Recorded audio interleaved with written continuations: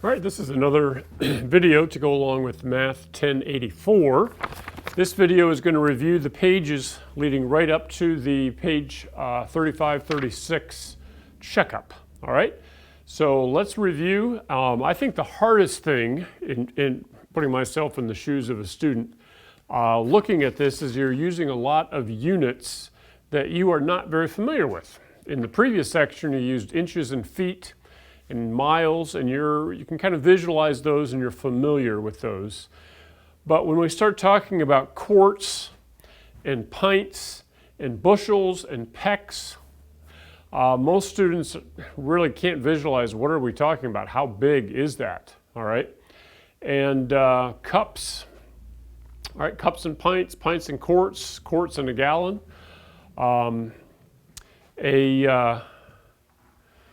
So these are a little harder. They do require, back at the beginning of this section on page 22, that we memorize this little chart, all right? And I would encourage you to commit that to memory. Write it on a 3x5 card and work on it over a period of 3 or 4 days, get to the point where you have it memorized.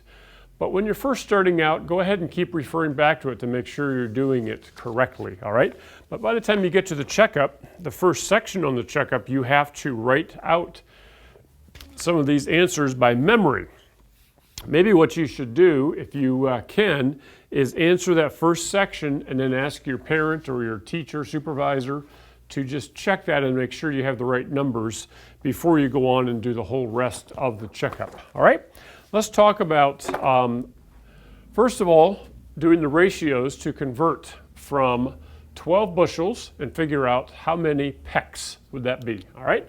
So we're going to put bushel over unknown number of pecks, and now I'm going to look at the chart over here and find bushels and pecks. So I want to make sure I put the 1 bushel on the top, 4 pecks on the bottom, all right? So in a ratio, we always do bushels to pecks says bushels to pecks, all right? So the units up here are the same, the units down here are the same. Now, since this is what I'm solving for, I can cross multiply and say 1n equals 12 times 4, which would be 48 pecks. I think the ratio method, the proportion method, actually, when you get used to using it, is a lot easier than always trying to think, is this a larger unit or a smaller unit? Because again, bushels and pecks, if they're not familiar to you, it's hard to remember which is larger, which is smaller. And what, do I multiply, do I divide? And that can just get confusing. So using the ratio method, we can always get the right answer. And that's the cool thing about math, is if you follow the right procedure, you'll always get the right answer. So we have the answer here now. 12 bushels would be 48 pecks. Let's do addition. 2 quarts and 5 pints plus 3 quarts and 2 pints. Now when we just add, and we bring that straight down, we have 5 quarts and 7 pints. But 7 pints, as we see over here, is more than 1 quart. And so we're going to set up a ratio to convert 7 pints over n quarts, unknown, and we know that there are 2 pints in 1 quart, all right? So now we can cross multiply and say 2n equals 7. So I'm going to have to take 7 and divide by 2. 7 divided by 2 is 3, 6, remainder of 1. So this is going to be 3 quarts and 1 pint. All right, so I'm going to come over here, write the 5 quarts, but now in place of the 7 pints, I'm going to write 3 quarts and the remainder of 1 pint. And now I can add that and get the correct answer, which is 8 quarts and 1 pint. All right, so we took this, went through the proportion ratio method here, converted it to 3 quarts with the remainder of 1 pint. So we substitute that over here. Now we can add and we have our answer. Let me erase this so we have room to do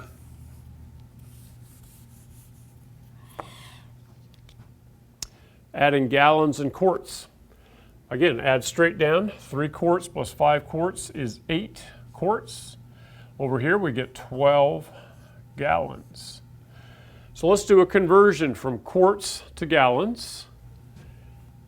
I have 8 quarts over unknown equals 4 quarts over 1 gallon. So quarts is to gallons as quarts is to gallons. Cross multiply, so 4n equals 8. Divide by 4, ta-da, we get 2.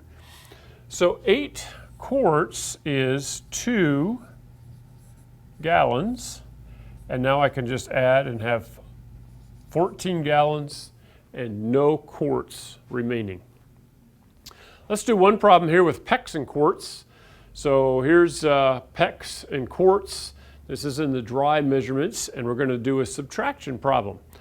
Well, again, I can't subtract 3 from 2. So I have to figure out if I borrow 1 peck and make that 4 pecks, okay, how many quarts am I bringing over here? And the answer is there are 8 quarts in 1 peck. So I'm bringing over 8. 8 plus 2 means I have 10 quarts now.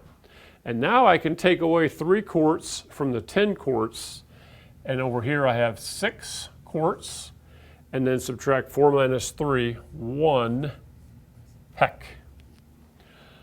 All right, you're going to use those same procedures to go through all of the problems there. Thankfully, each problem is only worth 2 points. And with the practice that you've gotten on the previous pages, hopefully you'll do well on this checkup.